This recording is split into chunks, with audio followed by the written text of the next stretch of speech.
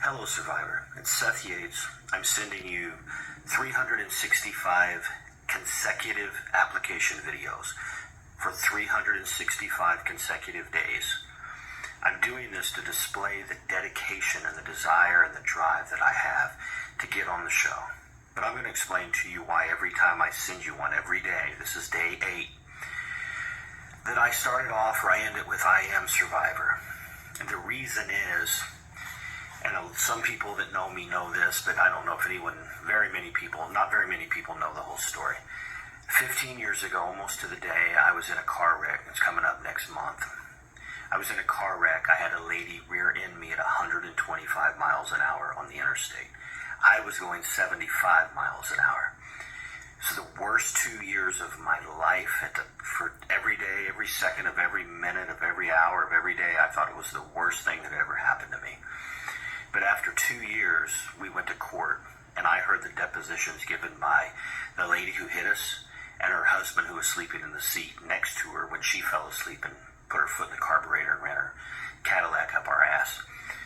She hit us at 125 miles an hour. She launched us into the air. There was a semi-trailer going 70 miles an hour. I just passed him. I was just passing the front of this semi, and there was a car in front of me. So when this car came up to us, there was nowhere for it to go.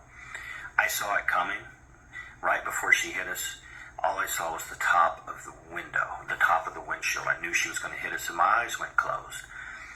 When I felt the impact, as you can imagine, and when my eyes opened, I was in our car. I was rolling to a stop in the ditch with no power, no brakes, no engine, no steering, nothing. I had no control of the situation, none.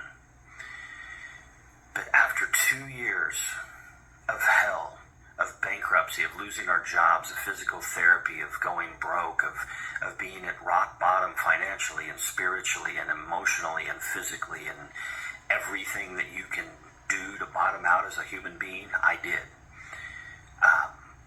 It was for 2 years, it was the worst experience of my life. And I asked God every day why it happened. Why, God, did you let this happen to me? And after 2 years, I heard someone say something, and it changed my view on everything in life. And for the last 15 years, I have done nothing but chase my dreams and accomplish every goal I've ever wanted to accomplish. I've written my own novel. I've written my first novel. I've written my second novel. I just released another real estate book. I started a real estate company.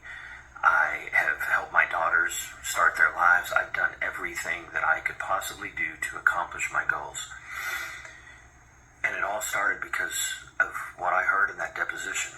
The husband that was sleeping in the seat, in the passenger seat, I remember he said he woke up when he felt the bump. The bump was her hitting us, rear-ending us at 125 miles an hour. He said, I couldn't believe it. He said, I could see the car in front of us in the air. We had launched it into the air, and I could see the bottom of the car, all 4 wheels. It was off the ground completely sideways, and it was rolling where we had launched it into the air. Then he said, something happened. He said, I can't explain it, but he said the car stopped, reversed course, and landed flat on all 4 wheels, shot across the other lane in front of the semi, and went into the ditch. He said, whoever was driving that car was the best driver in the world. But my eyes went closed. I remember my eyes. I remember watching when I saw that she was about to hit us, and my brain knew it. My hands went like this on the steering wheel, and my eyes went closed. And the next thing I remember still to this day, it's been 15 years and I still can't remember anything, is when my eyes opened, we were rolling to a stop in the ditch. Were we messed up? Yeah. Were we as messed up as we could have been? No. But when he said that, when he said whoever was driving that car was the best driver in the world, he was referring to me. But it wasn't me driving that car. Now, I'm not saying that God saved my life so I could be on Survivor. But imagine if I were on Survivor.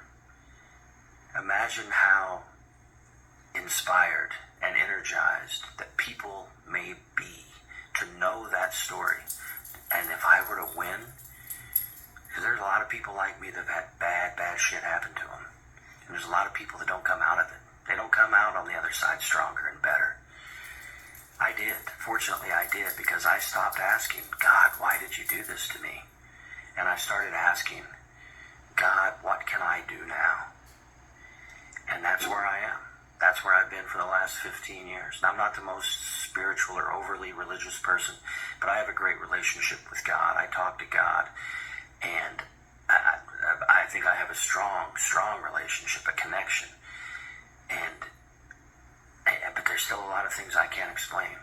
Like everything that happened that day. It was 2 o'clock in the afternoon on a bright sunny day, and the lady fell asleep, put her foot in the carburetor, and boom, hit us.